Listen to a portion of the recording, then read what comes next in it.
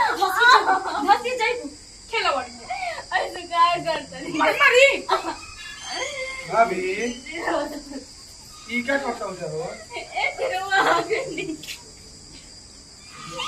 देखी ना मैं का जान भाई घर में को लगा के ठुकले रहे हां ये तो माई इज्जत ले कोई कह के भाग वो हमनी के धमकी देता है एकर हाथ पकड़ ले हन ई नहीं कर कुछ के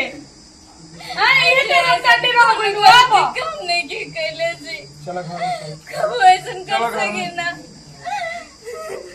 जब से कोई नहीं तब से घर में बिगिन लगा के रखले भैया के काजन के करा सब ओ जवान लड़का रहे हो सही ओ बुलेट से रहन हो रात खनिया के तब हमने खींची को बोरल रात फोन स्विच ऑफ बतावता काजन कहे दो हो गया हमारा फोन स्विच ऑफ हमारा फोन ना मानिए नहीं हम ये गलती करे चल चल कब चल चला ये कहा ला बतावा हमारा अभी जियते जी मेहरारू के ही हाल कइले भाई सो हम मर जाइन तो क्या करें तो सब तो सब हो जाई तो हमार गोतिया ही हमार बहिन का कइले दिया ओकरो ये हाल भला हमनी अपन मजाक को के खिलवाड़ी है मार भात चोखा बने ले लिया मार भात चोखा खा के पीछी ही एक तो अपने कमजोरी भर के देह ढुलाई चलता आया दूध अपने पी गुल पिया कर हाथ ना हिम्मत ना ही को में चाल नहीं बन हटे आओ के ए ने काने बानी जी हां जी का खाता हूं हेने आई तो आवत नहीं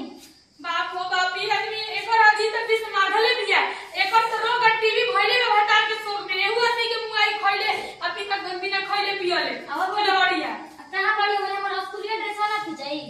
और स्कूल ड्रेस भीजे के तो छोड़े ना घर में तीन तरकारी नहीं खे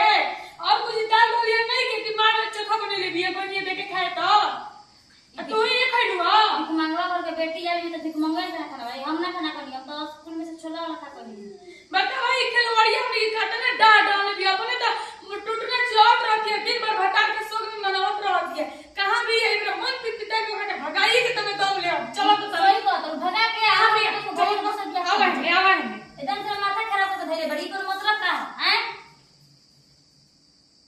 दोनों जन साथे निकल कर तू नहीं जाओ ना